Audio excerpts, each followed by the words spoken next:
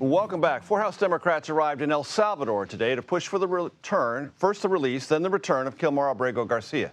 The Maryland man, you've heard about him a lot, mistakenly deported. That's what the Trump administration has admitted in court from the United States to El Salvador. I want to bring in our panel, our reporter panel. Sabrina Rodriguez, national politics reporter for the Washington Post. Stephanie Lai, White House and politics reporter for Bloomberg. Under the broad terminology of immigration policy, I want to play for you something that Tom Holman, the immigration czar for this White House, said on ABC's This Week yesterday. Listen.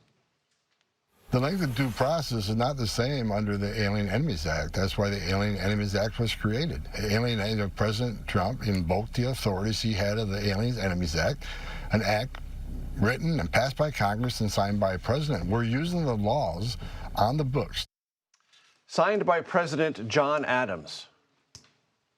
John Adams, 1798, okay? So just remember that's the context for the Alien Enemies Act. It is one of the remaining few elements of the Alien and Sedition Acts, most of which were repealed very shortly after they were signed by President John Adams. That remains. So these are ancient legal authorities. Holman is right. There are legal authorities, but they've been invoked under much more strenuous, terrifying, wartime circumstances than exist now.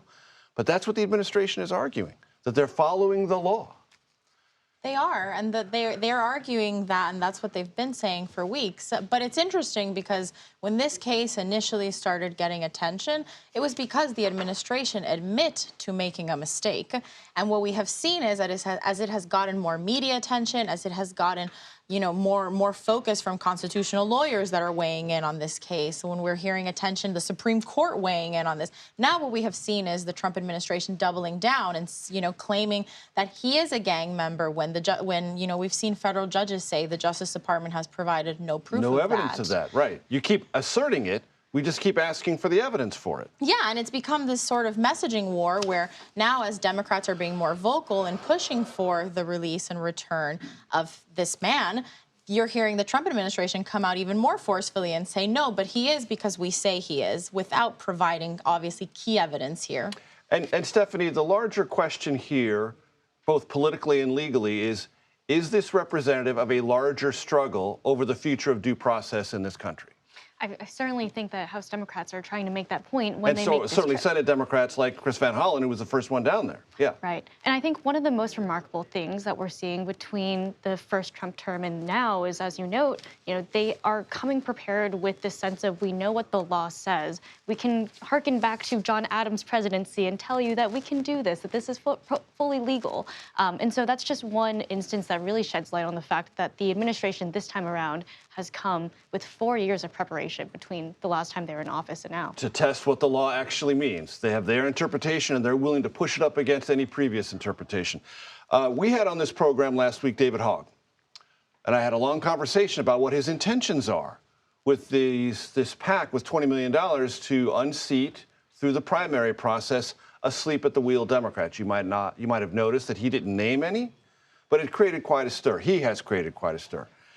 Here's what Hakeem Jeffries, the House Minority Leader, said sort of in reaction to that. Let's listen.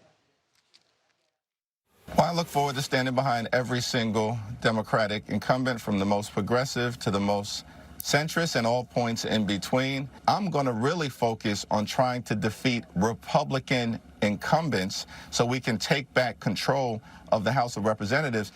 Stephanie, your reaction?